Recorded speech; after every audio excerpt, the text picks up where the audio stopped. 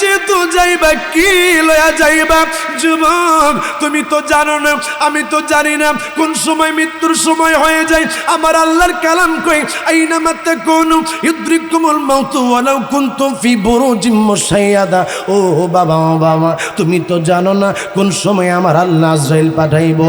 এই জন্য ইমাম গাজ্জালি কয় দুনিয়ার মানুষের আরে উপমা দিলাম তোমাদেরকে এটা, এই যে বাক পিছন পিছন পিছন পিছন তোমাদেরকে দৌড়াইতেছে, এইটা হইছে মালাকুল মউত। দুনিয়ার মানুষ, এই যে লোকটা কূপের মধ্যে, লোকটা যে লাফ দিল, এই কূপের মধ্যে সে সাপ দেখলো, এই কূপটা আর কিছু না রে, এই কূপটা হইল কবর। যেই কবর সাপ বিচ্ছুর জায়গা রে। এরে বাবারা, ওই যে বাবারে মাইরে নল পাত্র ঘুম পাড়ায় আসছো, একটা বারো তো খবর লইয়া দেখলা না গো মাই কেমন আছে? একটা বারো তো খবর লইয়া দেখলা না বাবাই কেমন আছে? বাবার এই কবর এমন একটা জায়গা, যেই জায়গার মধ্যে মানুষ গেলে তার খবর নেওয়া যায় না। কথা কোন ঠিক কিনা? وقال الله تعالى في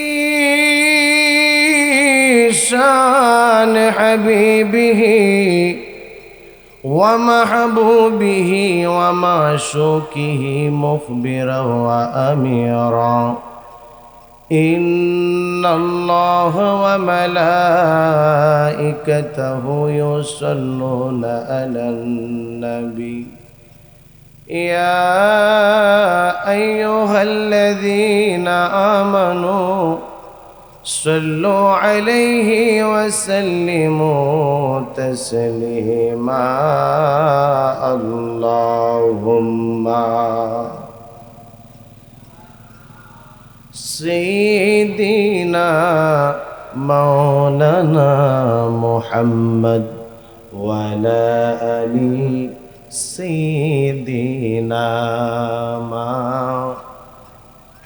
আমার নল পাথরের বাবারা, আপনারা কি আমার নবীর উপরে দুরূদ শরীফ যে পড়তেছেন খারাপ লাগতেছে নি বাজান? সকলে জবানটা খুলে আমার মায়ার নবী, দয়ার নবী, যেই নবী রহমাতাল লিল আলামিনের উপরে আমার আল্লাহ নিজে দুরূদ শরীফ পড়ে রে। আমার আল্লাহ ফেরেশতাদেরকে নিয়ে দুরূদ পাঠাই রে বাবা। আমার আল্লাহ কই ইমানদারেরা রে, ইমানদারেরা, আল্লাহ মুসলমান শব্দ ব্যবহার করেন নাই, আল্লাহ কইয়া আইয়ুহাল্লাযীনা আমানু, আল্লাহ কই যারা ইমানদার তাদেরকে আমি আল্লাহ বলতেছি, তোমরাই আমার মায়ার নবী রাহমাতাল লিল আলামিনের উপরে বেশি বেশি দুরূদ আর সালাম পাঠাও। এই জন্য আব্বুজি, এরে পরদানিশীন মা বোনেরা, এরে আমার যুবক বন্ধুরা, এরে আমার ব্যবসায়ী বাবারা, এরে আমার যুবক বন্ধুরা, সকলে আমার মায়ার নবীর মোহাব্বত নিয়ে বসে যাও। সকলে মায়ার নবীর মোহাব্বত নিয়ে আল্লাহর নবীর উপরে দুরূদ আর সালাম পাঠাও। আল্লাহুম্মা সাল্লি সাইয়্যিদিনা মাওলানা মুহাম্মদ ওয়া আলা আলি সাইয়্যিদিনা। একদিন আমার নাম হবে লাশ, একদিন আমার নাম হবে লাশ। সাদা কাফন পড়বে দেহ, রবে না আর আপন কেহ। সাদা কাফন পড়বে দেহ, রবে না আর আপন কেহ। বন্ধ হবে রে নিঃশ্বাস, একদিন আমার নাম হবে লাশ। আল্লাহুম্মা সাল্লি মারহাবা সাইয়্যিদিনা মাওলানা মুহাম্মদ ওয়া আলা আলি সাইয়্যিদিনা। اللهم صل وسلم وبارك عليه لا إله লা লা ইলাহা লা লা ইলাহা সুবহানাল্লাহ ওয়ালহামদুলিল্লাহ লা ইলাহা ইল্লাল্লাহ সুবহানাল্লাহ ওয়ালহামদুলিল্লাহ লা ইলাহা ইল্লাল্লাহ লা ইলাহা হো লা ইলাহা লা ইলাহা ইল্লাল্লাহ মুহাম্মাদুর রাসূলুল্লাহ সাল্লাল্লাহু আলাইহি ওয়াসাল্লাম। আলহামদুলিল্লাহ, শুকরিল্লাহ। রুহে মদিনা মাদ্রাসা প্রথম বার্ষিক তাফসীরুল কোরআন মাহফিলের সম্মানিত প্রধান মেহমান, প্রখ্যাত আলেমে দ্বীন মুফাসসিরে কোরআন হযরতুল আল্লামা মাওলানা মুফতি মুহসিনুল করিম কাশিমি দামাত বারাকাতুহু শাইখুল হাদিস জামিয়া মুহাম্মাদিয়া বনানী ঢাকা। আজকের মাহফিলের আমার পূর্বক্ষণ যিনি চমৎকারভাবে এতক্ষণ পর্যন্ত আপনাদের সামনে কোরআন এবং হাদিস থেকে তাকরীর পেশ করেছেন বিশিষ্ট ইসলামী চিন্তাবিদ, সুমিষ্টভাষী, উদীয়মান তরুণ বক্তা জনাব মাওলানা মুফতি মামুনুর রশিদ হবিগঞ্জি দামাত বারাকাতুহুল আলিয়া, কুরঙ্গি খানে খোদা জামে মসজিদ দামরাই ঢাকা। উপস্থিত রয়েছেন আজকের আমন্ত্রিত উলামায়ে ইকরাম, উপস্থিত আজকের মাহফিলের মধ্যে আমার পিতৃ সমতুল্য বাবারা, আমার কলিজার টুকরা যুবক বন্ধুরা, ছোট্ট ছোট্ট কচি কাঁচা মাসুম বাচ্চারা, আমার পর্দানিসীন অবলা সরলা মা বোনেরা, প্রত্যেকের উপরে আমি ইদ্রিস হোসেন আল কাদরির পক্ষ থেকে আবারও সালাম, আসসালামু আলাইকুম ওয়া রাহমাতুল্লাহি ওয়া বারাকাতুহু। আল্লাহ রাব্বুল আলামিনের দরবারে লাখো কোটি শুকরিয়া আদায় করি যে আল্লাহ ৮০,০০০ আলম ১৮,০০০ মাখলুকাত আল্লাহ পাক সৃষ্টি করেছে। গোটা দুনিয়ার মধ্যে সমস্ত কিছু আমার আল্লাহ পাকের জিকির করে তাসবিহ পাঠ করে ওই আল্লাহ, সেই আল্লাহর গোলাম হিসেবে, দাস হিসেবে আল্লাহ আপনাকে আমাকে কবুল করেছেন। এই জন্য সকলে শুকরিয়া তান আদায় করে বলি আলহামদুলিল্লাহ। লক্ষ কোটি দুরূদ আর সালাম প্রেরণ করছি যে রসুলের পাকের উম্মত হওয়ার জন্য সমস্ত নবী রসুলেরা বলছে আল্লাহ আপনি আখিরি জামানার নবীর উম্মত বানান। আমার আল্লাহ সেই মায়ার নবীর উম্মত হিসেবে আল্লাহ আমাদেরকে কবুল করেছেন। যেই নবী হচ্ছেন সাইয়্যিদুল মুরসালিন, যেই নবী হচ্ছেন খাতামান নবীন, যেই নবীকে আমার আল্লাহ এত শান আজমত দিয়েছেন, যেই শান আজমত কোনো নবী রসুলকে আল্লাহ এমন ইজ্জত সম্মান দেন নাই। আমার আল্লাহ সেই রসুলের উম্মত হিসেবে আমাদেরকে কবুল করেছেন। এই জন্য সকলে আবার উচ্চ আওয়াজে বলি আলহামদুলিল্লাহ। আজকে আপনাদের এলাকার মানুষের খুশনসিব। কি জন্য খুশনসিব? কারণ হচ্ছে রুহে মদিনা মাদ্রাসা হয়েছে। বাবা, প্রথমেই তো বোঝা যায় এই রুহে মদিনা মাদ্রাসাতে বরকত, এটা কেমনে বুঝতে পারবেন? বরকত হচ্ছে এইভাবে, মাদ্রাসা না হলে এখানে মাহফিলটাই হতো না। কথা বলেন ঠিক কি না? আর মাহফিলটা না হলে আপনারা জান্নাতের বাগানে বসতে পারতেন না। এই জন্য আজকের এই রুহে মদিনা মাদ্রাসা বরকতময় মাদ্রাসা। এই জন্য আমরা এই মাদ্রাসার সার্বিক সহযোগিতা কামনা করি, মাদ্রাসার সফলতা আমরা কামনা করি। কথা বলেন বাবা ঠিক কি না? মাদ্রাসা এখন বাবা যেইভাবে মাদ্রাসা তৈরি হইতেছে, আমার মায়ার নবীর সময় তো বাবা এইভাবে মাদ্রাসা ছিল না। এখন আমরা যেইভাবে মাহফিল করি, দয়াল নবীর সময় এইভাবে মাহফিল ছিল না। কালের বিবর্তনে অনেক কিছু পরিবর্তন হয়ে গেছে। কথা বলেন বাবা ঠিক কি না? আমার বাবারা, আমার নবী বলেছেন উলামাউল উম্মতি কাআম্বিয়া ইবনি ইসরাইল, আমার এক একজন উম্মত এমন থাকবে যাদেরকে অন্য বনি ইসরাইলের যে সমস্ত নবীরা রয়েছে তারা পর্যন্ত দেখে তাদেরকে ঈর্ষা করবে। জোরে জোরে কন্যা সুবহানাল্লাহ। আল্লাহ এই রকমের সম্মান আমাদেরকে দিয়েছে। নবী আমার যেই সময় মেরাজের রজনীতে গিয়েছিল সেই সময় মুসা কালিমুল্লাহর সাথে দেখা হয়েছে। মুসা কালিমুল্লাহর সাথে আমার নবীর কথোপকথন হচ্ছে। আমার নবীকে মুসা কালিমা বলতেছে, ইয়া রাসূলুল্লাহ, একটা কথা আপনার কাছ থেকে আমি জানতে চাই, আমি একটা জানার জন্য একটা প্রশ্ন করতে চাই। আমার নবী বলতেছে, মুসা কালিমুল্লাহ, আপনার আবার কিসের প্রশ্ন? আপনি একটা কথা বলছেন যে উলামাউল উম্মতি কাআম্বিয়া বনি ইসরাইল, অর্থাৎ আপনার এক একজন উম্মত নাকি বনি ইসরাইলের এক একজন নবীর ন্যায় তারা ঈর্ষা করবে আপনার উম্মতদেরকে দেখে। ইয়া রাসূলুল্লাহ, আপনি এই কথাটা বলছেন, আমরা তো পয়গম্বর, আমরা তো নবী, আমাদের কাছে কেমন কেমন লাগতেছে। এই কথাটার একটু বুঝিয়ে দেওয়া যাবেন আমি মুসা কালিমুল্লাহকে? জবান খুলে কন্যা সুবহানাল্লাহ। আমার মায়ার নবী বাজান, আমি সরাসরি আলোচনার মধ্যে চলে গেলাম, ভূমিকার মধ্যে সময় আমি নষ্ট করব না। আল্লাহর নবী রাহমাতুল লিল আলামিন হযরত মুসা কালিমুল্লাহ রে কয়, আরে মুসা কালিমুল্লাহ, আপনি একটু দাঁড়ান, আমি আপনারে এটার প্রমাণ দিতেছি। আমার মায়ার নবী সেই সময় ওই রুহের জগৎ থেকে ইমাম গাজ্জালিকে ডাক দিলেন। ইমাম গাজ্জালি মুসা কালিমুল্লাহর কাছে আসলো। আমার মায়ার নবী মুসা কালিমুল্লাহরে ডাক দিয়া কই, মুসা কালিমুল্লাহ, আপনি একটু ইমাম গাজ্জালিরে প্রশ্ন করেন, দেখবেন আপনি এটার উত্তর পাবেন। হযরত মুসা নবী হযরত ইমাম গাজ্জালিরে ডাক দিয়া কয়, আরে ইমাম গাজ্জালি, তুমি বলো তোমার নাম কি? ইমাম গাজ্জালি ডাক দিয়া কই, আমার নাম হইল গাজ্জালি, আমার বাবার নাম হইল এইটা, আমার দাদার নাম হইল এইটা, আমার দাদার বাবার নাম এইটা। এই রকমের বলতে বলতে 6 পুরুষের নাম ইমাম গাজ্জালি বলে দিয়েছে। জবান খুলে কন্যা সুবহানাল্লাহ। মুসা নবী ডাকে দিয়া কই, আরে গাজ্জালি, আমি তোমারে শুধু তোমার নাম জিজ্ঞাসা করেছি, আর তুমি 6 পুরুষের নাম কি জন্য বললা? হযরত ইমাম গাজ্জালি কয়, হে আল্লাহর পয়গম্বর মুসা কালিমুল্লাহ গো, আমার আল্লাহ আপনারা জিজ্ঞাসা, মুসা তোমার হাতে এইটা কি?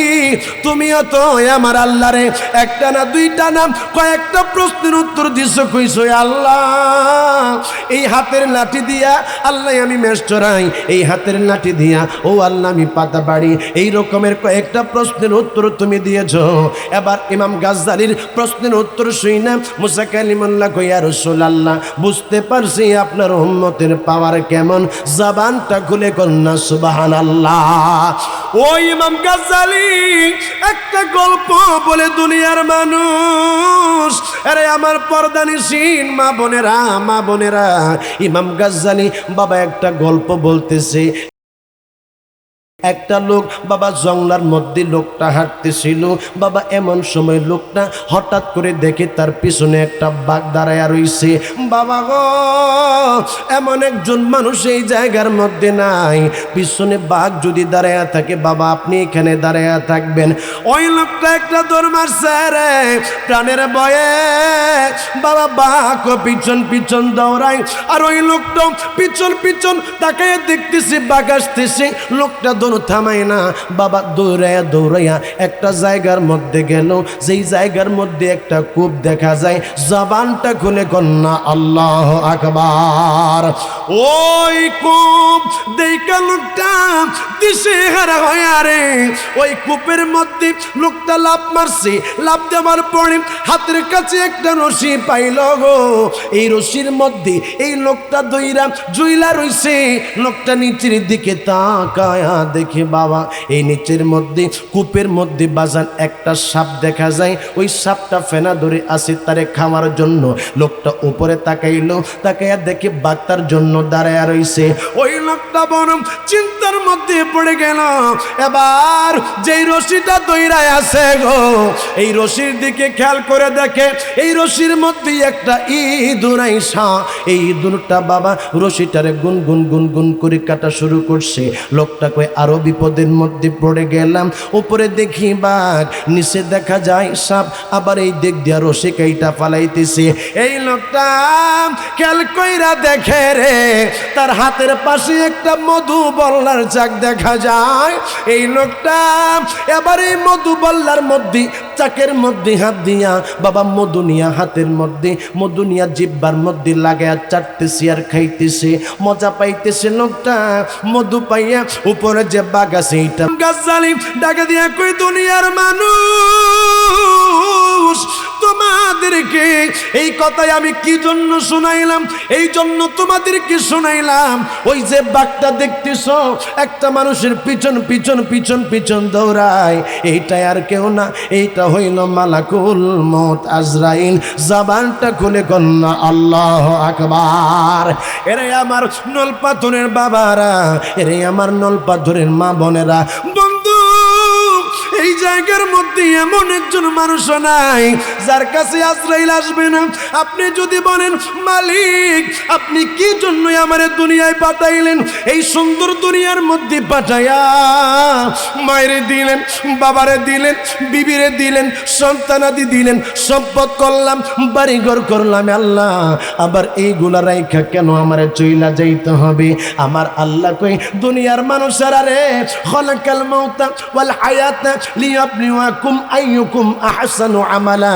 আমি আল্লাহ তোমাদেরকে জীবন দিলাম, আবার মৃত্যু তোমাদেরকে দিব। কি জন্য দিব? আমি মালিক এই কালামে পাকের মধ্যে বর্ণনা করে দিলাম।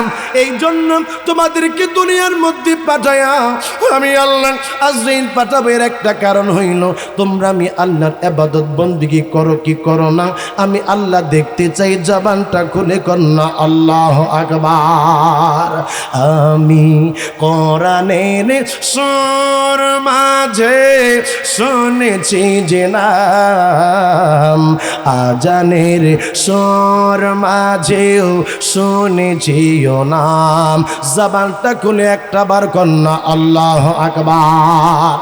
এই আওয়াজে মানি না, এই নলপাথর এলাকার আকাশ বাতাসকে মুখরিত কইরা এই আওয়াজটা যেন আমার আল্লাহ পাকের আরশে আজিম পর্যন্ত যেন পৌঁছায়। এর নলপাথরের যুবকেরা সকলে এই রকমের একটা আওয়াজ দিয়া কও না আল্লাহু আকবার। চিৎকার মেরে কো আল্লাহু আকবার। আমার আল্লাহ আমাদেরকে দেখে কি দেখে না? আমার আল্লাহ আমাদের আওয়াজ শুনে কি শুনে না? কার কার বিশ্বাস হয় দুইটা হাত উঠায়া দেখান। নারে তাকবীর, নারে তাকবীর, নারে রিসালাত। চিৎকার মেরে কন্যা আল্লাহু আকবার। আমি কোরআনের সুর মাঝে শুনেছি যে নাম, আজানের সুর মাঝেও শুনেছি ও নাম। ও নাম শুনেছি আমি আমার হৃদয়, এ রাসূল নবীজি তোমায় আমি কোরআনের সুর মাঝে শুনেছি যে নাম, আজানের সুর মাঝেও শুনেছি ও নাম। হায় রে মইরাই যে তো যাইবা কি লয়া যাইবা যুবক, তুমি তো জানো না, আমি তো জানি না কোন সময় মৃত্যুর সময় হয়ে যায়। আমার আল্লাহর কালাম কই আইনামা তাকুনু ইউদরিকুমুল মাউতু ওয়ালাউ কুনতুম ফি বুরুজিম মুশাইয়াদা। ও বাবা, ও বাবা, তুমি তো জানো না কোন সময় আমার আল্লাহ আজরাইল পাঠাইবো। এই জন্য ইমাম গাজ্জালি কয় দুনিয়ার মানুষেরা রে, উপমা দিলাম তোমাদেরকে এটা, এই যে বাঘ পিছন পিছন পিছন পিছন তোমাদেরকে দৌড়াইতেছে, এইটা হইছে মালাকুল মউত। দুনিয়ার মানুষ, এই যে লোকটা কূপের মধ্যে, লোকটা যে লাফ দিল, এই কূপের মধ্যে সে সাপ দেখলো, এই কূপটা আর কিছু না রে, এই কূপটা হইল কবর। যেই কবর সাপ বিচ্ছুর জায়গা রে। এরে বাবারা, ওই যে বাবারে মাইরে নলপাত্র ঘুম পাড়ায় আসছো, একটা বারো তো খবর লইয়া দেখলা না গো মাই কেমন আছে, একটা বারো তো খবর লইয়া দেখলা না বাবাই কেমন আছে। বাবার এই কবর এমন একটা জায়গা, যেই জায়গার মধ্যে মানুষ গেলে তার খবর নেওয়া যায় না। কথা কোন ঠিক কিনা বন্ধু? দুনিয়া দুনিয়ার মধ্যে বিপদের মধ্যে পড়লে মায় পাগলের মতো দৌড়ায়, বাবাই পাগলের মতো হইয়া যায়, বিবি পাগলের মতো হইয়া যায়। সন্তানগুলা তোমারই আমার বিপদ থেকে বাঁচানোর জন্য বাবা সেই সময় বেকার হইয়া যায়। কিন্তু কবরের মধ্যে বাবা বিপদের মধ্যে যে আসে, একটা বারো তো বাবা আপনি চিন্তা করে দেখলেন না, একটা বারো তো আপনার মায় আপনার বাবা কবরের মধ্যে কেমন আছে বাজান গো? আপনি তো একটা বারো তাদের জন্য কবরের পাশে যাইয়া দোয়া করলেন না, হুজুরকে বললেন না হুজুর আমার মার জন্য দোয়া করেন না, আমার মায়ের যেন আমার আল্লাহ মাফ কইরা দেয়। বাবা গো আরো আপনার জন্য বাবা সুযোগ আছে, নিজের নামাজ পইরা 5 ওয়াক্ত নামাজের পরে আল্লাহর কাছে হাত উঠে এখন আল্লাহ আমার মায়েরে আপনি মাফ করে দেন, বাবারে আপনি মাফ করে দেন। আপনি যেই সময় রব্বির হামহুমা কামা রব্বায়ানি সগীরা এইটা বইলা হাত বাড়ায়া চোখের পানি ফালায়া কাঁদবেন গো, আপনার চোখের পানি নাকের ডুকার মধ্যে আসার আগে আমার আল্লাহ আপনার মা বাবার জীবনের গুনাহগুলো মাফ করে দিবে। আওয়াজটা দিয়া কন্যা সুবহানাল্লাহ। বলতেছিলাম ইমাম গাজ্জালি কয় তোমরা তো জানো না, তোমরা তো জানো না যে রশিটার কথা বললাম এই রশিটা হইছে তোমাদের হায়াত। আমি তোমাদেরকে যে মধুর কথা বললাম এই মধুটা হইল তোমাদের দুনিয়া। তোমরা দুনিয়ার মধ্যে পইরা আনন্দের মধ্যে পড়ে গেছো, সন্তানাদিদেরকে নিয়ে তোমরা কবরের কথা ভুলে গেছো, তোমরা দুনিয়ার সম্পদ পাইয়া তোমরা কবরের কথা ভুলে গেছো, নামাজের কথা ভুলে গেছো। মনে রাখো যুবক একদিন ওই দুটা রশিটা কাইটা ফালাইব, ওই সময় ওই গুহার থেকে তোমারে কেউ বাঁচাইতে পারবে না। বাবা গো এই জন্যই আপনাদের হাতে পায়ে ধরে আমি বলে যাই নামাজ ছাইরো না গো মা, নামাজ ছাইরো না। আরে আমার বাবারা এই জন্য বলে যাই মহিলাদের জন্য যেমন পর্দা, পুরুষের জন্য আমার আল্লাহ তেমন পর্দার ব্যবস্থা রাখছে। জবানটা খুলে আওয়াজ দিয়া কন্যা আল্লাহু আকবার। হায়রে কেমন কইরা আমি বুঝে যাই আজকের মাহফিলের মধ্যে আমার যুবকদের সংখ্যা অনেক বেশি, আমার থেকে অনেক বিজ্ঞ আলেম আমার স্টেজের মধ্যে বসা। বাবা গো আমি কেমন করে আপনাদেরকে বোঝা যাই। আমার যুবক ভাইয়েরা আজকে বিভিন্ন রকমের বন্ধু আইডলকে নিয়ে পড়ে আছে, কিন্তু তারা একবারও আমার নবীকে নিয়ে চিন্তা করে না, একবারও বাবা আমার নবীর আদর্শের কথা চিন্তা করে না, একবারও তারা আমার নবীর সুন্নতকে নিয়ে চিন্তা করে না।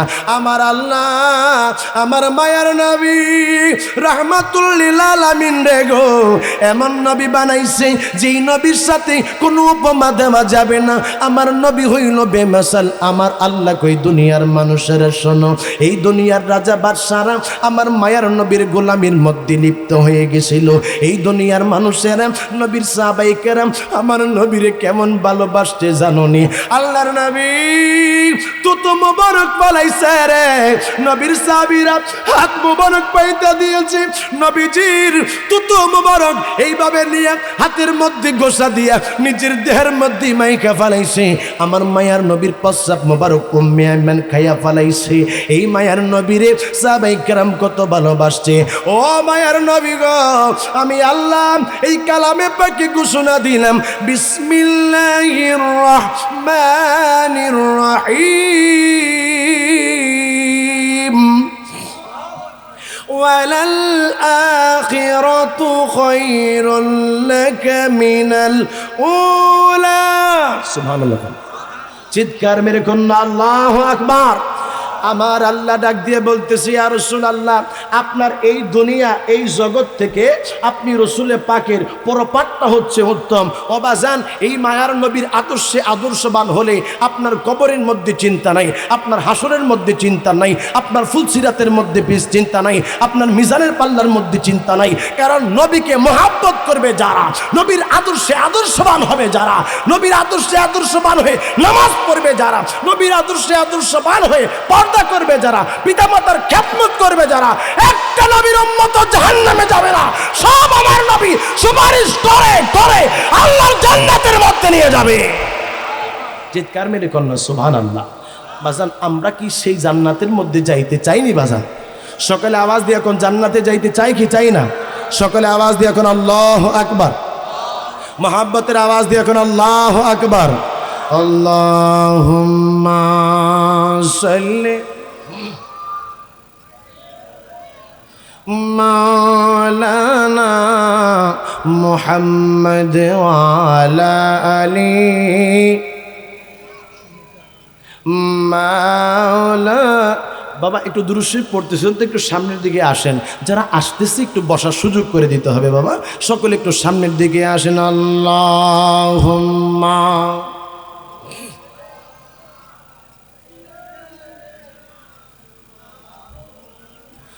মুহাম্মদ ওয়া আলা আলি সাইয়্যিদিনা।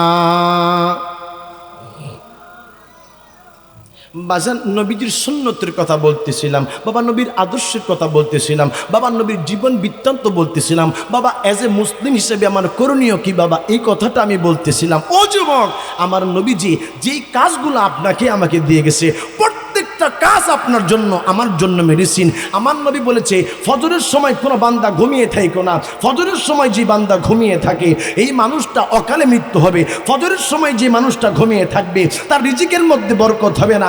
আমার নবী বলে এ দুনিয়ার মানুষেরা তোমরা শোনো, ফজরের নামাজের সময় এমন 2টা রাকাত নামাজ রয়েছে যেই নামাজ আল্লাহ পাকের জমিনে এবং আসমানের উপরে যত নিয়ামত রয়েছে, যত সম্পদ রয়েছে, ওই 2 রাকাত নামাজ তার থেকে বেশি উত্তম। জোরে কন্যা সুবহানাল্লাহ। আমার নবী বলে ও উম্মতেরা, তোমরা যদি ফজরের নামাজের 2 রাকাত সুন্নত আদায় করো তাইলে আল্লাহ পাকের আসমান এবং জমিনের মধ্যে যত নিয়ামত রয়েছে, যেই সমস্ত সম্পদ রয়েছে, সব থেকে উত্তম হচ্ছে ওই ফজরের 2 রাকাত সুন্নত নামাজ। আমার নবী বলেছে ও দুনিয়ার মানুষেরা, যেই মানুষগুলা 5 ওয়াক্ত নামাজ পড়বে তার দেহের ব্যায়াম হয়ে যাবে, এই মানুষটা কখনো কঠিন রোগের মধ্যে পড়বে না। আজকে বিভিন্ন দেশের বিভিন্ন রকমের বিজ্ঞানী যারা রয়েছে তারা আবিষ্কার করতেছে আমার নবীজি যে নামাজ শিখিয়ে গেছেন এইটা আসলে বিজ্ঞান যেটা বলতেছে আমার নবীর নামাজটা একটা ব্যায়াম। জোরে জোরে কন্যা সুবহানাল্লাহ। বাবারা আমার, একজন ওই ইউরোপের মধ্যে একজন বিজ্ঞানী ছিল বাবা। এই বিজ্ঞানী তিনি একটা কিতাব লিখেছেন, কিতাবের মধ্যে লিখতেছে একটা মুসলমান তিনি একবার অজু করতেছে, অজু করে বাজান নামাজের মধ্যে দাঁড়িয়েছে। নামাজের মধ্যে দাঁড়ানোর পরে একটা বিজাতি বিধর্মী আর কি, সেই লোকটা দাঁড়িয়ে দাঁড়িয়ে, বিজ্ঞানী লোকটা ছিল বিজ্ঞানী, দাঁড়িয়ে দাঁড়িয়ে একটা মুসলমান আল্লাহু আকবার বলে বাবা নাভির মধ্যে হাত বেঁধেছে। হাত বাঁধার পরে কিছুক্ষণ পরে কোরআন তেলাওয়াত শেষ হয়েছে, রুকুর মধ্যে চলে গেছে, রুকুর তাসবিহ পাঠ করেছে, রুকুর তাসবিহ পাঠের পরে সেজদায় চলে গেছে। মালিকের দরবারে এই যে সেজদা দিয়েছে, এই সেজদার কি দাম এটা যদি আপনি জানতেন কখনো বাবা আপনি এই নামাজ থেকে মাহরুম থাকতেন না। লোকটা সেজদার মধ্যে চলে গেছে। এইভাবে লোকটা নামাজ শেষ করার পরে ওই বিজাতি বিধর্মী বিজ্ঞানীটা সেই জায়গার মধ্যে দাঁড়িয়ে রয়েছে। এই লোকটা সেই জায়গার মধ্যে দাঁড়িয়ে রয়েছে, লোকটার নামাজ কখন শেষ হবে এটা দেখার জন্য। লোকটা বাজান নামাজ শেষ করলো, শেষ করার পরে বিধর্মী তাকে ডাক দিছে, কাম এদিকে আসো। কই কি বলবেন, কিছু বলার জন্য ডেকেছেন? হ্যাঁ ডেকেছি। কই আমি একজন বিজ্ঞানী, তুমি মনে হয় আমার ওই সেই বইটা পড়েছো যে বইয়ের মধ্যে আমি লিখেছি একটা মানুষ যদি সুস্থ থাকতে চায়, একটা মানুষ যদি স্বাভাবিকভাবে জীবনযাপন করতে চায়, একটা মানুষ যদি চায় তার যেন প্যারালাইসিস না হয়, একটা মানুষ যদি চায় তার বড় ধরনের কোনো রোগ না হয়, তাহলে সেই মানুষটা প্রথম তার হাতটা একটু উপরের দিকে উঠায়া তারপরে কিছুক্ষণ পর্যন্ত সে তার হাত নাভির মধ্যে বেঁধে রাখবে। তার কিছুক্ষণ পরে সে রুকুর মধ্যে চলে যাবে, তার কিছুক্ষণ পরে সে জমিনের মধ্যে লুটিয়ে পড়বে। কোনো মানুষ যদি দাঁড়ানোর থেকে হঠাৎ করে সেজদার মধ্যে জমিনের মধ্যে লুটিয়ে পড়ে তাহলে তার হৃৎপিণ্ডের মধ্যে চাপ পড়তে পারে। আমার মনে হয় তুমি আমার এই বইটা পড়েছো, এই বইটা পড়ে পড়ে মনে হয় এই ব্যায়ামটা করেছো। ওই মুসলমান ডাক দিয়ে বলতেছে, কে আপনি? How are you? আপনাকে তো আমি চিনি না, আপনার কোনো বই আমি পড়ি নাই, আমি একজন মুসলমান। মুসলমান হিসেবে আমার নবী আমাদেরকে শিক্ষা দিয়েছে একজন মুসলমান দৈনিক 5 ওয়াক্ত নামাজ এইভাবে আদায় করার জন্য। জোরে করুন সুবহান। সুবহানাল্লাহ। আওয়াজটা বাস্তব হয়েছে, আরো জোরে করুন সুবহানাল্লাহ। আমার যুবকদেরকে নিয়ে বড় চিন্তার মধ্যে আছি। আমার যুবক চলে যায় জিম করার জন্য, আমার যুবক ব্যায়াম করার জন্য। ফজরের নামাজ না পড়ে সে সকালে গেছে জিম করার জন্য, ফজরের নামাজ না পড়ে সে গিয়েছে মাগরিবের পরে জিম করার জন্য। যুবক, তোমার আলাদা জিমের প্রয়োজন নাই, তুমি নামাজের মধ্যে দাঁড়িয়ে যাও। 5 ওয়াক্ত নামাজের মধ্যে বাবা যে নিয়ামত রয়েছে, 5 ওয়াক্ত নামাজের মধ্যে আমার আল্লাহ যেই ব্যায়াম রেখেছে, এইটা কোনো জিমের মধ্যে তুমি পাইবা না। আওয়াজ দিয়ে বলেন বাবা ঠিক কি না? চিৎকার মেরে কন্যা ঠিক কি না? আমার আল্লাহ বলেছেন লাকাদ কানা লাকুম ফি রাসূলিল্লাহি উসওয়াতুন হাসানা। আমার নবীর আদর্শ হচ্ছে উত্তম আদর্শ। আজও পর্যন্ত বাবা বিভিন্ন রকমের বিধর্মীরা আমার নবীর প্রত্যেকটা সুন্নাত, আমার নবীর প্রত্যেকটা কথাকে তারা রিচার্জ করতেছে। আল্লাহর নবী রাহমাতুল লিল আলামিন বাবা তিনি ইরশাদ করেছেন যে তোমরা যে সময় হাঁচি দিবা, হাঁচি দিলে তোমরা বলবা আলহামদুলিল্লাহ। একটা খ্রিস্টান সে চিন্তা করতেছে, একটা বিজ্ঞানী চিন্তা করতেছে, একটা মানুষের সন্তান হইলে বলে আলহামদুলিল্লাহ, একটা মানুষের চাকরির মধ্যে চাকরিতে জয়েন হলে বলে আলহামদুলিল্লাহ, একটা মানুষ প্রমোশন হইলে বলে আলহামদুলিল্লাহ। ঘটনা কি? মুসলমানের সন্তান সে হাঁচি আসার পরে আলহামদুলিল্লাহ বলে। ঘটনা কি? এটার মধ্যে কিসের জিনিস আছে? এটার মধ্যে কি এরকমের আনন্দের জিনিস আছে? এই লোকটা, খ্রিস্টান লোকটা যন্ত্রপাতি নিয়ে আবিষ্কার শুরু করে দিল মুসলমানদের এই হাঁচির মধ্যে কি আছে, কি জন্য তারা আলহামদুলিল্লাহ বলতেছে। বাবা লোকটা রিচার্জ করতে করতে 1 বছর 2 বছর করতে করতে 20 বছর পর্যন্ত লোকটা রিচার্জ করে দেখলো একটা মানুষ যখন হাঁচি দেয় তখন তার ভিতর থেকে 3000 জীবাণু একবার হাঁচির কারণে বের হয়ে যায়। যেরকম আওয়াজ দিয়ে বলেন না সুবহানাল্লাহ। আর যখন 2 বার সে হাঁচি দেয় তখন 6000 জীবাণু তার দেহ থেকে, বডির থেকে বের হয়ে যায়। এবার এই খ্রিস্টান বিজ্ঞানী সে বলতেছে নবীজির একটা সুন্নতকে আমি পরীক্ষা নিরীক্ষা করে আমি 20 বছর পর্যন্ত দেখলাম মানুষের বডির থেকে জীবাণু বের হয়ে যাচ্ছে। এই জন্য মুসলমানরা আল্লাহ শুকুর আদায় করতেছে। তাইলে এই নবীর হাজারো হাজার সুন্নত রয়েছে। না না না না না, আমি আর বিধর্মী থাকবো না। লোকটা সব পরিবারে কালেমা পড়ে মুসলমান হয়ে গেছে। আওয়াজ দিয়া বলেন না সুবহানাল্লাহ। আমার আজকের নুন পাথরের বাবারা, আমি আপনাদের সন্তান, আপনারা একটা আওয়াজ দিয়ে বলবেন আমার যুবক বন্ধুরা যারা বাহিরের মধ্যে রয়েছে তাদেরকে বলবো তাদেরকেও মরতে হবে, তাদেরকেও কবরে যাইতে হবে। মায়ের কেউ বলছে মা আমি কিন্তু মাহফিলে যাচ্ছি, কেউ ওয়াইফকে বলছে বউ আমি কিন্তু মাহফিলের মধ্যে যাচ্ছি। আজকে যারা মাহফিলের মধ্যে না বসে এদিক সেদিক ঘোরাফেরা করতেছে বাজান, বোর চোখ থেকে ফাঁকি দেওয়া যায়, মার চোখ থেকে ফাঁকি দেওয়া যায়, আমার আল্লাহর চোখ থেকে কি ফাঁকি দেওয়া যায়? আওয়াজ দিয়া বলেন ফাঁকি দেওয়া যায়?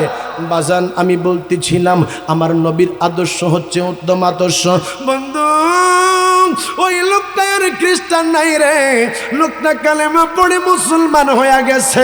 এই জন্য বাবারা আমার মায়ার নবীর সুন্নতের মধ্যে বরকত রয়েছে। আমরা মুসলমান হিসেবে বাবা আমাদের করণীয় হইল আমার মায়ার নবী গো যেইটা দিয়ে গেছে বাবা সেইটা করার জন্য।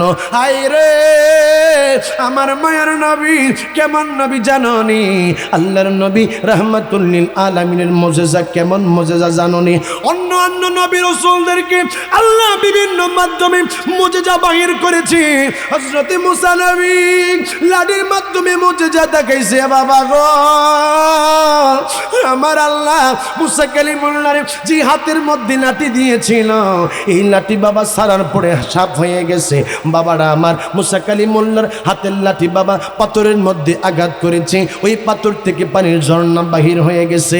আমার মায়ার নবী এমন একজন নবী গো যেই নবীর লাঠি লাগে নাই, যেই নবীর পাথরের প্রয়োজন পড়ে নাই। হুজুর রাহমাতুল লিল আলামিন বাবা কোন ছোট্ট পানির পাত্রের মধ্যে হাত দিলে গো বাবা নবীর হাত মোবারক থেকে পানির ঝর্ণা প্রবাহিত হতে থাকতো। জবান খুলে কন্যা সুবহানাল্লাহ। আমার বাবারা আমরা সবাই হইলাম মুসলমান, আপনারা আওয়াজ দিয়া বলেন আমরা মুসলমান হয়ে খুশি না বেজার? আমরা মুসলমান হিসেবে আমাদের নামাজ কয়েকত, আরো জোরে কোন কয়েকত? আমাদের রোজা কয়টা? আমাদের কোরআনুল কারীম কয়টা বাবা? সব এক, তারপরও আমরা বিভাজন কেন বাবা গো? একতলাফ তো সাহাবায়ে কেরামদের মধ্যে ছিল, একতলাফ তো চার মাযহাবের ইমামদের মধ্যে ছিল, একতলাফ তো বাবা এখনো আছে। এই জন্যই আমি বলবো মুস্তাহাব আমল নিয়ে বাবা বাড়াবাড়ি করার কোনো কিছু নাই। কোনো মানুষ নবীজির মোহাব্বত কইরা সালাম দেয়, মুস্তাহাব মুস্তাহসান তার বিষয়টা সে করতে থাকুক, আমার ভালো না লাগলে আমি বাবা করব না। কিন্তু আমরা সবাই মুসলমান রে ও যুবক, আজকে আমাদের মধ্যে বিভাজন হওয়ার কারণে বাবা আজকে বিধর্মীরা আমাদেরকে মারতেছে। ও বন্ধু, ওই গাজার মধ্যে ওই যে ফিলিস্তিনি বাহিনীদেরকে বাবা যারা মারলো, এই ইসরায়েলি বাহিনী কে সুন্নি কে কওমি এইটা দেখে নাই, কে আহলে হাদিস এইটা দেখে নাই, দেখছি তারা মুসলমান। এই জন্য তাদেরকে শেষ করে দাও। আমি বাবা আমার এলেম নাই, কালাম নাই, আমার কোনো কিছু নেই বাবা গো। আমি আপনাদেরকে বইলা যাই বাবা, এইগুলা নিয়ে বাড়াবাড়ি করা যাবে না। সবাই মায়ার নবীর উম্মত, আমরা সকলে মিলে নবীর আদর্শ বাস্তবায়ন করতে চাই কি চাই না? আমাদের প্রভু এক নবীর উম্মত, জীবন বিধান এক, ওই শিবানী কোরআন। আর জোরে কোন চিল্লান দিয়া কোন সুবহানাল্লাহ। আমাদের প্রভু এক নবীর উম্মত, জীবন বিধান এক, ওই শিবানী কোরআন। তবু কেন এক নও হে মুসলমান, এক হও করিয়া আহ্বান। তবু কেন এক নও হে মুসলমান, এক হও করিয়া আহ্বান।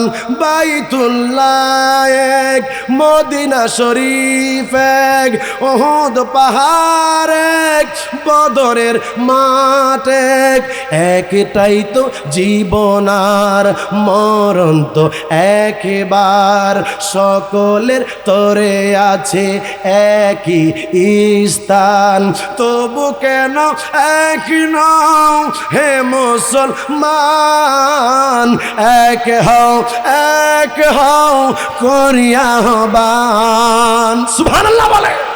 আমরা সকলে ঐক্যবদ্ধভাবে ওয়াতাসিমু বিহাবলিল্লাহি জামিআ, ঐক্যবদ্ধভাবে আল্লাহর দ্বীন কায়েমের জন্য, এই কোরআনের দ্বীন ইসলাম এই দেশের মধ্যে বাস্তবায়ন করার জন্য, আমরা কালেমার পতাকা এই দেশের মধ্যে উত্তোলন করার জন্য কাফনের কাপড় মাথায় দিয়ে আমরা কারা কারা নবীর জন্য, কোরআনের জন্য, আল্লাহর জন্য জান কুরবান করতে প্রস্তুত আছি? হাত তুলে দেখা।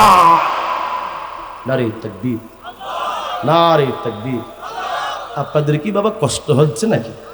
আওয়াজ দিয়ে এখন কষ্ট হচ্ছে? আমি যেহেতু আপনাদের এখানে আগে 3 বছর আগে বাজান আসছি, মোহাব্বত করছে আমার ছোট ভাই আমির, বলতেছে হুজুর আপনাকে দিয়ে মাহফিল করাবো, আপনি যেই দিন সময় হয় সেই দিনই আপনি ডেট দেন বাবা। কন্টিনিউ প্রতিদিন এভাবে কথা বলতেছি বাজান, আমার সাথে সকলে একটু আওয়াজ দেওয়া বলবেন, আমরা আল্লাহর দ্বীন কায়েমের জন্য নিজের জীবন কুরবান করতে চাই কি চাই না? আরে খুশ নসিবওয়ালা তো তারা যারা আল্লাহর জন্য শহীদ হয়ে গেছে, নসিবওয়ালা তো তারা যারা কোরআনের জন্য শহীদ হয়ে গেছে, নসিবওয়ালা তো তারা যারা এই আমার নবীর শান আজমতের জন্য নিজের জানটাকে কুরবান করতে পারছে। জোরে কন্যা সুবহানাল্লাহ। ও বাবা, ও যুবক, তুমি কেমন যুবক? তোমার ব্যাপারে আমি তো আমার কাছে মনে হয় তুমি মনে হয় মুসলমানদের কোন লেভেলের মধ্যে রয়েছো এটা নিয়ে আমি শঙ্কিত। ওই যে ইন্ডিয়ার মধ্যে চামপতি লাল আমার নবীর ব্যাপারে একটা কিতাব লিখেছে, রঙ্গিলা রসুল, 18 বছরের একটা যুবক এলমুদ্দিন, সে কি করলো? জীবনের পরোয়া করে নাই, সেই লোকটাকে ছুরি দিয়ে আঘাত করে মেরে ফেলেছে। তাকে বলেছিল তুমি একবার শুধু বলবা যে তোমার ব্রেন ঠিক নাই। সে বলেছে আমি এলমুদ্দিন, আমি আমার সুস্থ মস্তিষ্কে সাতিমে রাসূল আমার নবীকে যা গালি দিয়েছে আমি তাকে দুনিয়ার মধ্যে থাকতে দিব না। জোরে কোন সুবহানাল্লাহ। এলমুদ্দিনকে ফাঁসি দেওয়া হয়েছে, তারপরেও সে জীবনের পরোয়া করে নেয়। ও যুবক, এই জন্য আমি তোমাদেরকে বলবো, একটা তো জীবন, দিন আগে হোক 2 দিন পরে হোক মরে তো যাইবা, তবে মরার আগে মরো, তাইলে দেখবা তোমার কবরটা সুন্দর হবে। কারণ যারা শহীদ হয়েছে তাদের কবরের মধ্যে আযাব নাই, যারা শহীদ হয়েছে জান্নাতের মধ্যে তারা পাখির মতো ঘোরাঘুরি করবে। যারা শহীদ হয়েছে ওয়ালা তাকুলু লিমান ইউকতালু ফি সাবিলিল্লাহি আমওয়াতান, আমার আল্লাহ বলেছে যারা শহীদ তারা তো মরে না, তারা জিন্দা। জোরে জোরে কন্যা সুবহানাল্লাহ। বাবা, এই জন্য আমি তোমাদেরকে বলবো, মরতে হবে, সবসময় প্রস্তুত থাকবা। আল্লাহ যেহেতু বলেছে হাক্কা তুকাতিহি ওয়ালা তামুতুন্না ইল্লা ওয়া আনতুম মুসলিমুন, আল্লাহ বলেছে প্রকৃত ইমানদার না হয়ে, প্রকৃত মুসলমান না হয়ে কবরে যাওয়ার জন্য এই জন্য প্রস্তুত হতে হবে যে আমি কবরের মধ্যে যেই সময় যাব সেই সময় যেন আমার কবরের মধ্যে আযাব না হয়। আল্লাহ কবুল করে নেক, সকলে বলেন আল্লাহুম্মা আমিন। আমি বলতেছিলাম নবীজির মধ্যে আমার আল্লাহ এমন পাওয়ার দিয়েছে, আমার নবী শুধু মুজিজা দেখিয়েছে না, আল্লাহ আমার রাসূল পাকের জিসিম মোবারকের মধ্যে এমন শক্তি দান করেছে যেইগুলো সাধারণ মানুষের কাছে নাই। নবীজি এমন মানুষ যেই নবী আপনার মতো আমার মতো না, নবীকে আল্লাহর পয়গম্বর হিসেবে আল্লাহ জমিনের মধ্যে পাঠিয়েছে। ও বন্ধু, এই খন্দকের যুদ্ধের মধ্যে বাবা যখন পরীক্ষা খনন করা হচ্ছে, সাহাবায়ে কেরাম তারা সেই সময় একটা পাথর পড়েছে, এই পাথরটা তারা সেই জায়গা থেকে উঠাইতে পারতেছে না, ভাঙতে পারতেছে না, বলে ইয়া রাসূলুল্লাহ, ও মায়ার নবী, ও রাহমাতুল আলামিন নবী গো, এই জায়গার মধ্যে একটা পাথর পড়েছে, এই পাথরটা তো আমরা ভাঙতে পারতেছি না। আমার নবীজি নিজে নাইমা সেই জায়গার মধ্যে একটা পাথরের মধ্যে আঘাত করেছে, খোদার কসম পাথরটা চূর্ণ বিচূর্ণ হয়ে গেছে। জোরে কোন সুবহানাল্লাহ। নবীর সাহাবায়ে কেরাম কই, ইয়া রাসূলুল্লাহ, ইয়া হাবিবাল্লাহ, আমরা তো কয়েকদিন ধরে খাই না, পেটের মধ্যে ক্ষুধা। আমার নবীজি নিজের এই জামা মোবারকটা উঠে বলতেছে, তোমরা পেটের মধ্যে কয়টা পাথর বেঁধেছ? আমি নবী 3টা পাথর বেঁধে রেখেছি।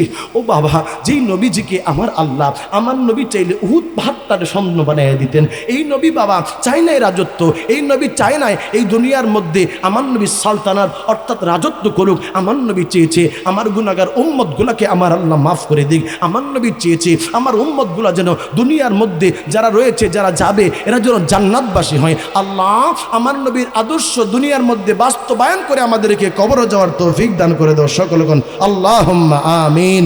চিৎকার মেরে কোন আল্লাহুম্মা আমিন। আল্লাহুম্মা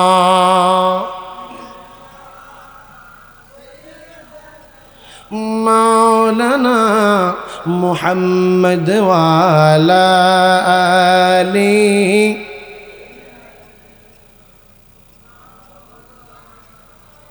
বলুন তো রিজিকের মালিক কে? আরো জোরে কোন রিজিকের মালিক কে? ক্ষমতার মালিক কে? সকল বাদশার বাদশা কে? ইবাদতের মালিক কে? আপনার মালিক কে? আমার মালিক কে? সবার মালিক কে? আল্লাহু আকবার। জবান খুলে কোন আল্লাহু আকবার। আমরা চিন্তা করি অনেক সময় এরকম একটা যে হুজুর নামাজ পড়তে পারি না, হুজুর ফলাফল আসে তো ঘরের মধ্যে গরিব মানুষ, হুজুর কামাই করুন লাগে, এর লেগে হুজুর ঠিকঠাক মতো নামাজ পড়তাম পারি না। ও বাজান, তাইলে দেখি শুরু শুন না বড় শুন। আরো জোরে আমার কথা বুঝতেছেন তো? অসুবিধা হচ্ছে না তো? চোটটা কি ছোট না বড়? ইবনে সাবাতের হাতটা কেটে ফেলেছে। এবার বাজান এই বেচারায় অনেকদিন পর্যন্ত চুরি করে নাই, চুরি না করে এবার বাজান একটু কষ্টের মধ্যে চিন্তা করতেছে যে এই কারবারির মধ্যে একটু চুরি করলে আমার লাভটা বেশি হইব, কয়েকদিন খাইতার আর কি। বেচারায় বাগদাদের মধ্যে বাজান এবার ঘুরতেছে টল দিচ্ছে, কারবারির মধ্যে চুরি করলে বেশি সম্পদ পাওয়া যাবে। বাজান এই বেচারায় দেখে একটা সুন্দর বাড়ি দেখা যায়, এই বাড়ির কাছাকাছি গেছে, যাইয়া কয় এই বাড়িতে গেলেই মনে হয় আজকে মালসাল বেশি পাওয়া যাইব।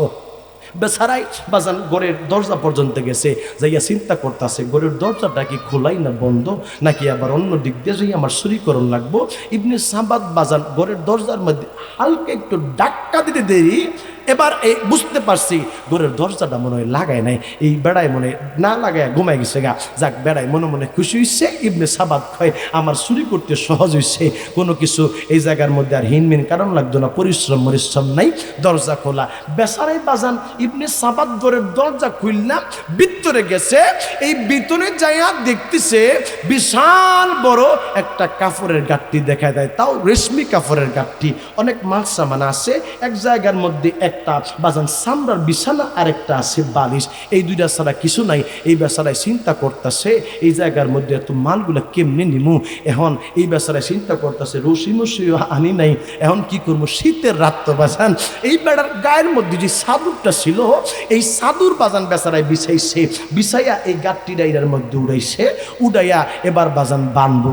হাত তো বাজান একটা বান দিব কেমনে, যাই হোক কোনো রকমের ফেস দিয়া বাজান দাঁত দিয়ে একটু কামড় দিতেছে, কামড় দিয়া বান্ধনের চেষ্টা করতেছে কিন্তু বানতে পারতেছে না। পিছনে হঠাৎ করে একজন আওয়াজ দিছে, কি কষ্ট হইতাছে? সুবহানাল্লাহ। আচ্ছা কোন তো দিহি বাজান সুরে চুরি করতে গেছে, ফিসের তেনে যদি একজনে কয় কি হো বাড়ির মধ্যে মনে করেন ধরেন আপনার বাড়িতে আমি কথার কথা আর কি বুঝার জন্য, বা একজন চুরি গেছে চুরি করার লাগে ফিস দেয় এমনি যে এখন কি হো আপনার কষ্ট হইতেছে, এই কথা কইলে বাজান এইবার কি অবস্থা হইব। এই বেচারায় যখন পিছের থেকে এই কথা শুনছে, তখন বেচারায় এবার বিপদের মধ্যে পড়ে গেছে। সর্বনাশ, আমার বুঝি মারিকে ধইরা লাইছে। এই বেচারায় কইতাছে আপনি কেডা? কয় আমি তোমার সহযোগিতা করার লাগে আইছি। সুবহানাল্লাহ। সহযোগিতা করার লাগে যেহেতু আইসে তাই মনে এটা মনে আমার মতন শুরু হইব। কয় তুমি আমি এতক্ষণ পর্যন্ত আমি গাঁটটি গুটি বাঁধছি আর ওখানে আইসো? কয় না সমস্যা নাই, আমি তোমার এটা বাইন্দা দিব। কয় আমি খুব বাক্সা দিতে পারতাম না। কয় আচ্ছা ঠিক আছে, বাঘ দেওয়ান লাগতো না, তুমি একটু বসো, তুমি দেখা যায় এটা বান দিতে যাইয়া তুমি একবারে হাফাই সাফাই গেছো গা, তাইলে আমি তোমার জন্য দেখি কিছু খাওন আনন্দ দিতে পারি কিনা।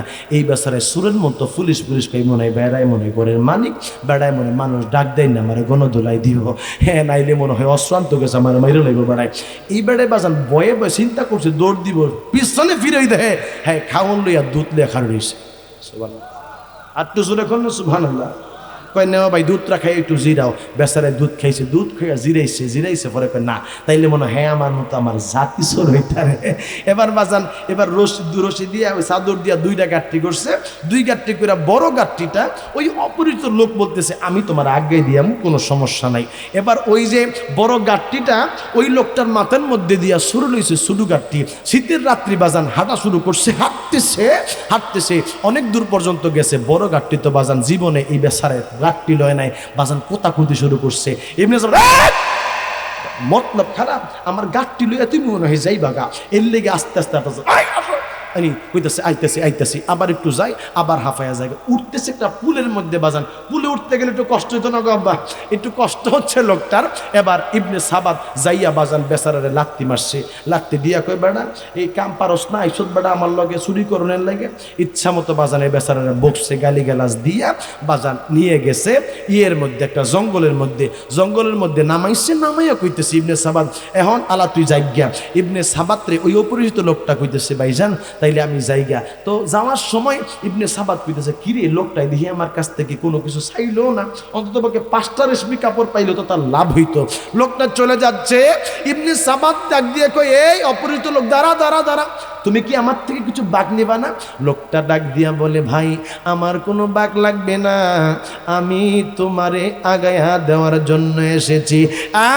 ভাই আমি তোমার খেদমত করতে পারি নাই, আরেকবার আইসো আমি তোমার মনটা বইরা খেদমত করব। সুবহানাল্লাহ। আসতে হইছে আরো জোরে কইতে হইব। কয় আমি তোমার খেদমত করব।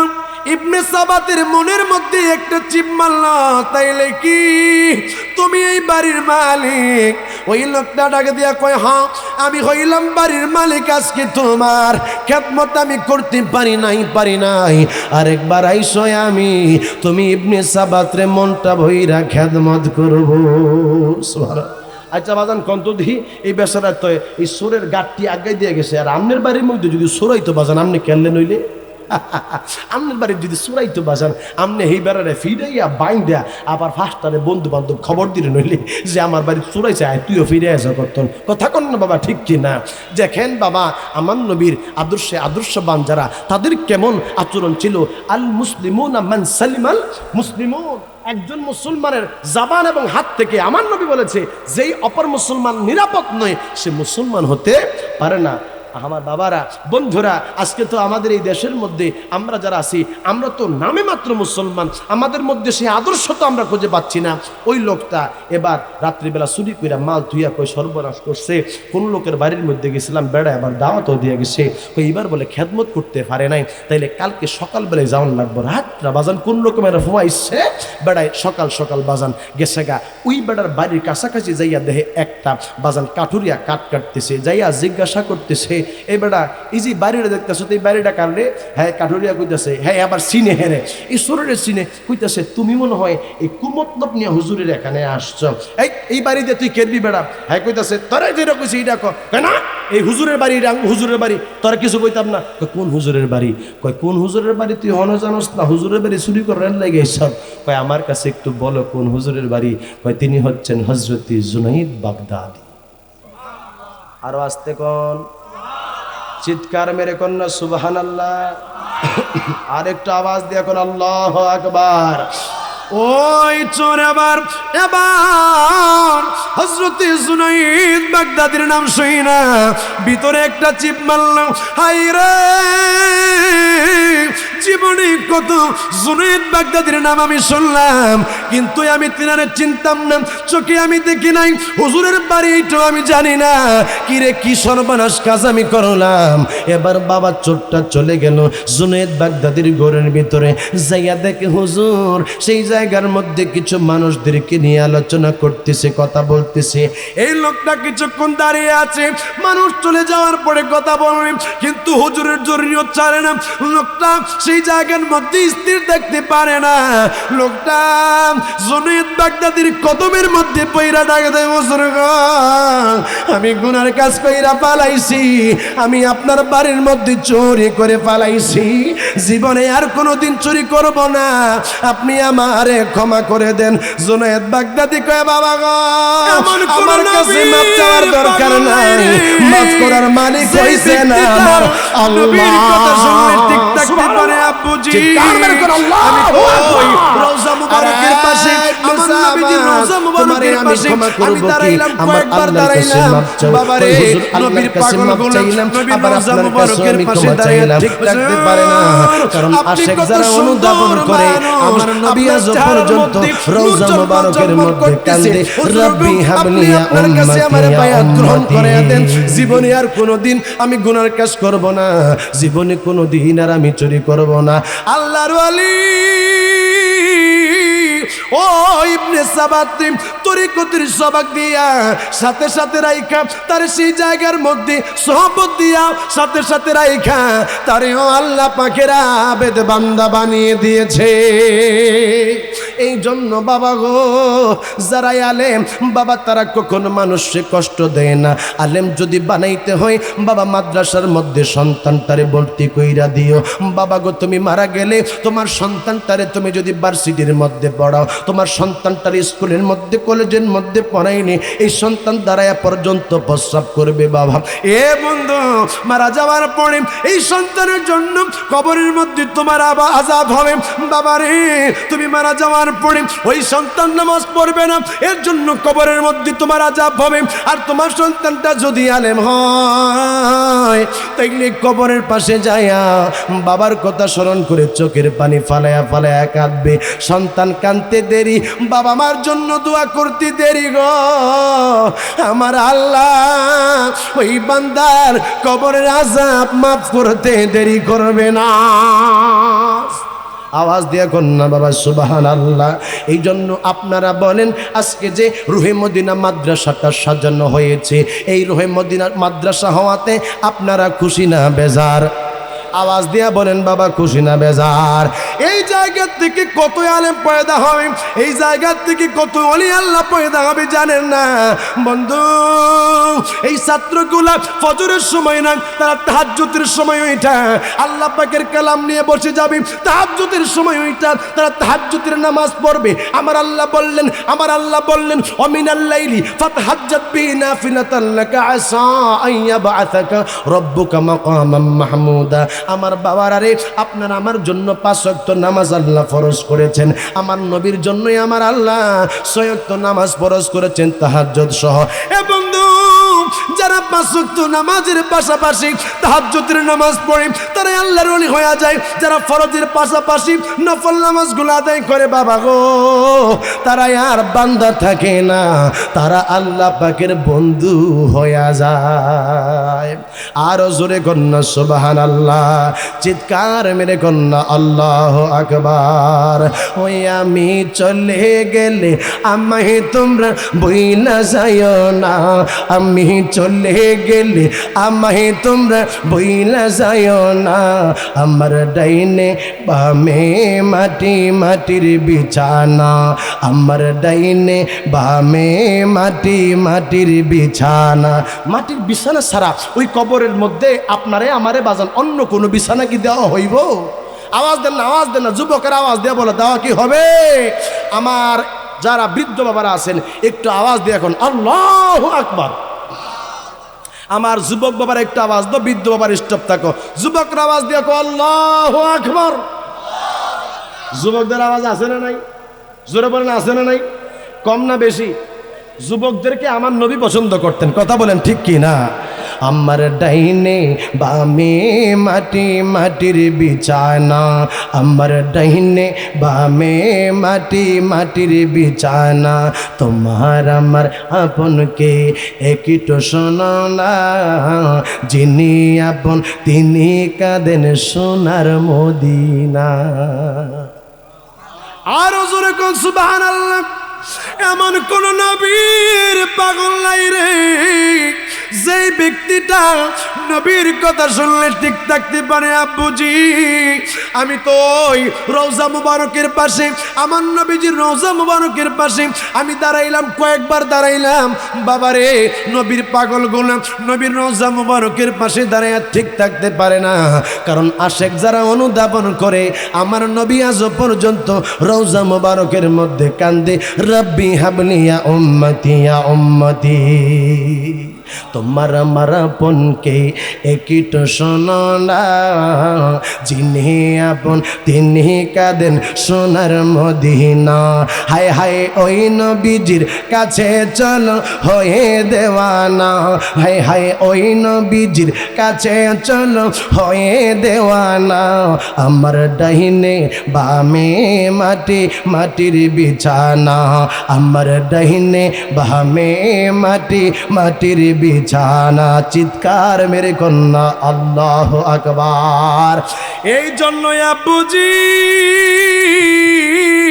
আমার নবী কয় ওই মানুষটা, যেই মানুষটা আলেমকে মহব্বত করেছে তার ব্যাপারে, যেই মানুষটা আলেমকে মহব্বত করে সেই মানুষটা ওই আলেমের সাথে জান্নাতের মধ্যে চলে যাবে। আমার মায়ার নবী কয় আনতা মা মান আহবাবতা, যেই মানুষটা যাকে মহব্বত করবে বাবা গো তার সাথে সে জান্নাতের মধ্যে চলে যাবে। শেষ পর্যন্ত আমার আল্লাহ কি করবে? আমার আল্লাহ কই বলিয়া ইবাদি আল্লাযী, আমার আল্লাহ কই ও দুনিয়ার মানুষেরা তোমরা শোনো, আমি আল্লাহ ঘোষণা দিয়া দিলাম জানা তোমরা আমি আল্লাহ পাকের বান্দা রয়েছো, লা তাকনাতু মির রাহমাতিল্লাহ, তোমরাই আমি আল্লাহ পাকের রহমত থেকে বঞ্চিত হয়ো না, আমি আল্লাহ পাকের রহমত থেকে তোমরা নৈরাশ হইও না বাবা গো।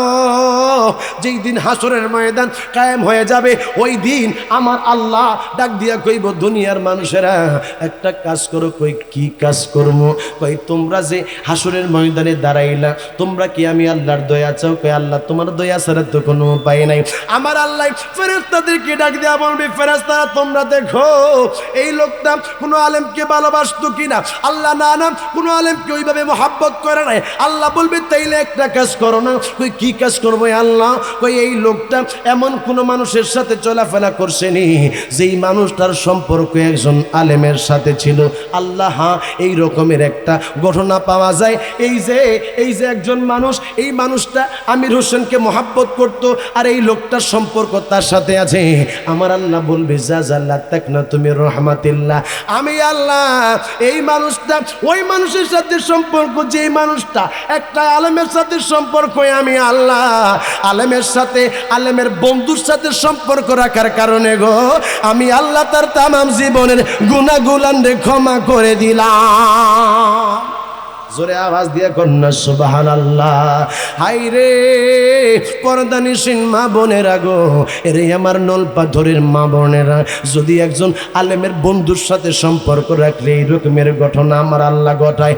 যদি আপনার এই সন্তানটা আলেম হয়ে যায় তাইলে কি চিন্তা গো মা, যদি সন্তানটা আলেম হয়ে যায় হাসরের ময়দানে আমার মালিক তোমার মাথার মধ্যে নূরের টুপি পরায়া আমার আল্লাহর জান্নাতের মধ্যে পাঠায়া দিবে। জোরে আওয়াজ দিয়া কন্যা সুবহানাল্লাহ। বাবা গো, আমি দৃশ্য চ্যানেল কাদ্রি কোটি কোটি কোটি কোটি টাকার মালিক না, কিন্তু আমারে আপনারা ভালোবাসেন, সারা দেশের মানুষ ভালোবাসে, আমার সিরিয়াল পায় না। ঘটনা কি মায়া আমারে আলেম বানাইয়া দিয়া গেছে, আমার মার খেদমত করছি, মায়া আমারে দোয়া দিয়া গেছে, বাবার খেদমত করি, আমার বাবাই আমার জন্য দোয়া করে। বন্ধু যদি মায়া আলেম না বানাইতো, নাইলে তো বাবা সেই সময় তাইলে তো মার খেদমত করতাম বা না করতাম এইটা মাথার মধ্যে থাকতো না, শুধু দুনিয়া দুনিয়া দুনিয়া দুনিয়া করতাম। এখন চিন্তা হইল মা বাবার খেদমত আগে, এই জন্য বাবা আলেম ওলামারা কখন মায়ের বাবারে কষ্ট দেয় না। বাবারে বর্তমান সময়ের মধ্যে বৃদ্ধাশ্রমের সংখ্যা বেশি বাইরে গেছে। বন্ধু এই যে আমার মিডিয়া ম্যানগুলো এখানে আছে, বিভিন্ন জায়গায় মাহফিলের মধ্যে যাই, ওই দিন একটা প্রোগ্রামের মধ্যে গেলাম চাঁদপুরের মধ্যে প্রোগ্রাম শেষ কইরা নামলাম, একটা বৃদ্ধ মানুষ আমার কই হুজুর, চোখের পানিগুলা ছাড়তেছে আর কয় হুজুর একটা কথাই আপনারে বলার জন্য আমি আপনার এখানে এসেছি। আমি বললাম বাবা কি কথা? কই হুজুর গো আমার বড় কষ্ট। বললাম কি কষ্ট? কই হুজুর আমার 5টা সন্তান, কত কষ্ট কইরা তাদেরকে আমি মানুষ করছি, আমার 5টা সন্তানের একটা সন্তানও আমারে খাবার দেয় না।